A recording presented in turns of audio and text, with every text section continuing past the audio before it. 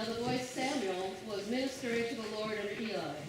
The word of the Lord was rare in those days. Visions were not widespread.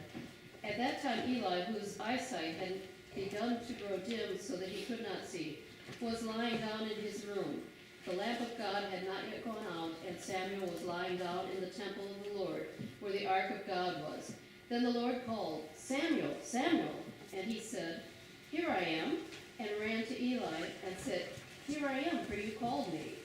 But he said, "I did not call, lie down again." So he went and lay down.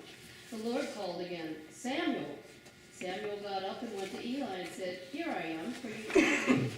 But he said, "I did not call, my son, lie down again." Now Samuel did not yet know the Lord, and the word of the Lord had not yet been revealed to him. The Lord called Samuel again a third time, and he got up and went to Eli and said, "Here I am, for you called me." Then Eli perceived that the Lord was calling the boy. Therefore Eli said to Samuel, "Go lie down, and if he calls you, you shall say, 'Speak, Lord, for your servant is listening.'" So Samuel went and lay down in his place. Now the Lord came and stood there, calling as before, "Samuel, Samuel." And Samuel said, "Speak, for your servant is listening." Then the Lord said to Samuel, "See, I am about to do something in Israel that will make both ears of anyone who hears of it tingle. On that day I will fulfill against Eli all that I have spoken concerning his house from beginning to end. For I have told him that I am about to punish his house forever for the iniquity that he knew, because his sons were blaspheming God, and he did not restrain them. Therefore I swear to the house of Eli that the iniquity of Eli's house shall not be expiated by sacrifice or offering forever."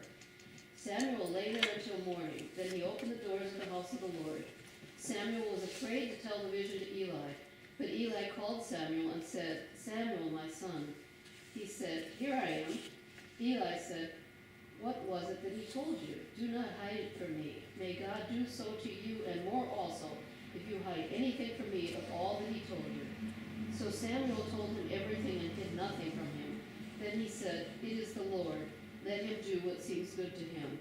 As Samuel grew up, the Lord was with him, and let none of his words fall to the ground. And all Israel from Dan to Beersheba knew that Samuel was a trustworthy prophet of the Lord. The word of the Lord. Thanks be to God. So the psalm for this morning is 139, and we can read it responsibly. Lord, you have searched me out. O Lord, you have known me. You know my sitting down and my rising up. You discern my thoughts from afar.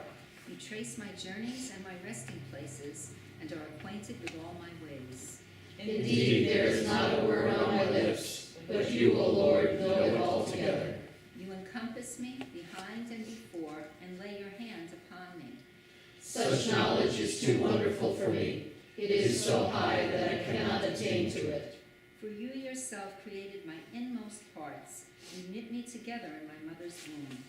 I will thank you because I am marvelously made. Your works are wonderful, and I know it well. My body was not hidden from you, while I was being made in secret and woven in the depths of the earth. Your eyes beheld my limbs, yet unfinished in the womb. All of them were written in your book. My days were fashioned before they came to be. How deep I find your thoughts, O God. How great is the sum of them. If I were to count them, they would be more in number than the sand. To count them all, my lifespan would need to be like yours. The second reading is from 1 Corinthians chapter 6. All things are lawful for me, but not all things are beneficial. All things are lawful for me, but I will not be dominated by anything. Food is meant for the stomach, and the stomach for food, and God will destroy both one and the other. The body is meant not for fornication, but for the Lord, and the Lord for the body. And God raised the Lord, and will also raise us by his power. Do you not know that your bodies are members of Christ? Should I therefore take the members of Christ and make them members of a prostitute? Never. Do you not know that whoever is united to a prostitute becomes one body with her? For it is said, the two shall be one flesh. But anyone united to the Lord becomes one spirit with him. Shun fornication.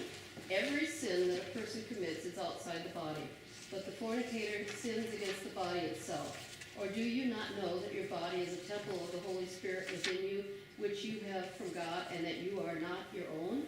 For you were bought with a price. Therefore, glorify God in your body. The word of the Lord. Thanks be to God. The